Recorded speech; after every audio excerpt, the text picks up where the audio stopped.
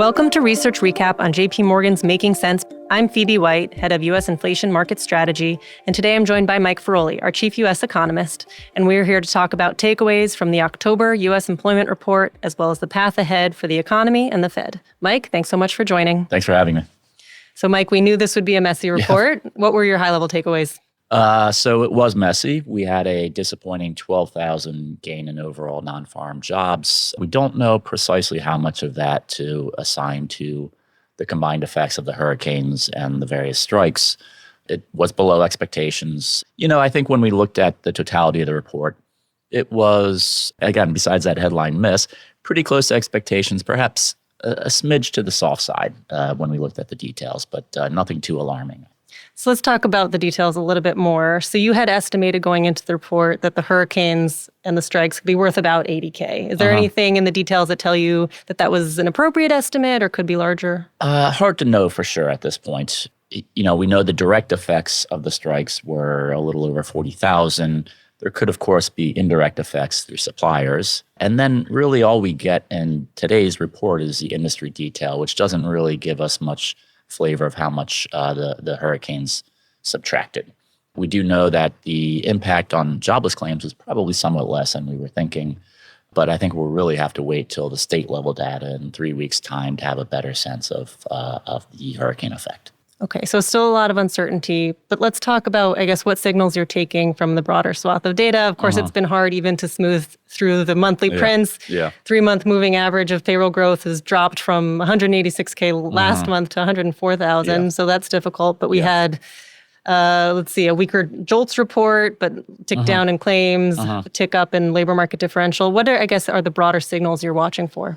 I guess it looks like the broad story of the labor market cooling, coming into better balance, still feels like that story is intact. As you mentioned, job openings continue to move down. Number of quits continue to move down. We had an unemployment rate that was unchanged, though to higher precision, almost rounded up a tenth. So it looks like things are cooling, but again, not in a way that would be alarming at this stage.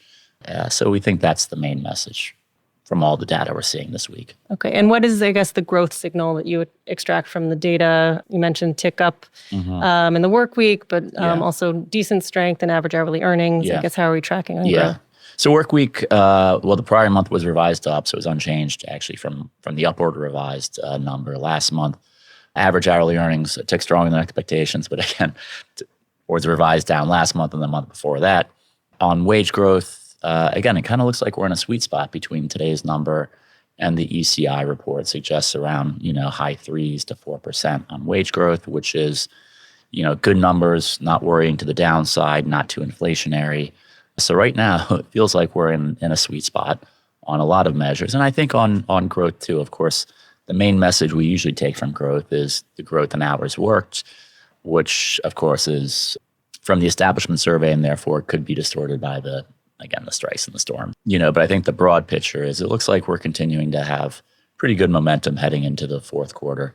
Maybe not as strong as the third quarter. Third quarter was very strong in GDP terms, but we think we're still on pretty solid footing growth-wise as we head into Q4.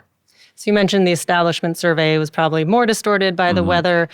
Let's talk about the household survey and dig into the unemployment rate number. So unrounded, no change at 4.1%, but actually unrounded ticked up almost a full tenth. Anything you're seeing in the details there in terms of the flows data or anything like that? It looked like you had a little bit of a decline in the job finding rate, a little bit of a tick up in the ratio of job losers to job leavers. Permanent job losers was actually at a cycle high. So, it does look like the details show a little bit of further cooling, as has been the case for most of this year. We did have, unfortunately, a tick down in the participation rate, which had been, some of the really good news over the past 2 or 3 years had been prime age participation moved up to a multi-decade high. Last 2 or 3 months, it's come off about a half point. So that's, not great for anyone, but too soon to say, I think, whether that's a new trend. But overall, I would say the details of the household survey, which again, less distorted, presumably, by the strikes and storms, show, some further cooling along the lines of what we had been seeing really over much of the first 3 quarters of the year. Okay, so we do have a Fed meeting coming up next week. I guess the details of this report should leave the Fed on track Yeah. to cut? Anything else to look out for at that meeting? Not really. Yeah. So first of all, I think there's little debate about the 25 basis point cut for next meeting. Fed officials had been signaling that before the blackout period. This number, I think, would be consistent with further rate cuts. I suspect they won't give too strong a signal about their plans going forward. Of course, in addition to the usual uncertainty, we'll have the election next week, which adds another wrinkle to the panoply of uncertainties facing policy. So we don't think they're going to give too strong a signal about their plans in December or beyond that. Right. Okay. And we may not even know the outcome of the election by the Thursday meeting. We'll see. Right. But I guess just looking out to December and January, the question we keep getting asked is, what would it take for the Fed to pause? Mm-hmm. Do you think that the outcome of the election could matter for Fed policy here the next few months? Yeah. So the bar for a pause, I think, was probably raised by today's number. Now you have only one jobs report between now and the December meeting. So that would really have to be a blowout, I think, along with perhaps too strong CPIs to kind of get them to be thinking about a pause. I think everything's up for grabs when it comes to January. And would the election matter as soon as December? It's possible, but I think the Fed won't be trying to set policy in anticipation of federal government policy, but rather would react to policies once they've been implemented, whether it's on trade, immigration, or spending or taxes for that matter. Certainly a lot of questions there still. Yeah. And you look at the moves in rates markets, and I think it tells you there is this heightened sense of policy uncertainty. We've seen big swings in 10-year yields and the front end of the curve. The market has gone from pricing a terminal Fed funds rate around 270 to now around 350. 10-year yields are up about 60 basis points just over the last 6 weeks. I think a reflection of that Fed repricing, but also higher term premium ahead of the election. So certainly, a lot of event risk here just in the next couple of weeks.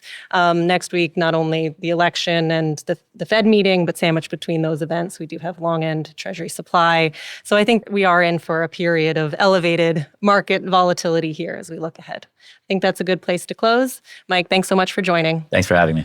And thanks to our listeners for tuning in. We hope you'll join us next month. For more research insights, visit jpmorgan.com/research. Thanks for listening to Research Recap. If you've enjoyed this conversation, we hope you'll review, rate, and subscribe to JP Morgan's Making Sense to stay on top of the latest industry news and trends. Available on Apple Podcasts, Spotify, and YouTube.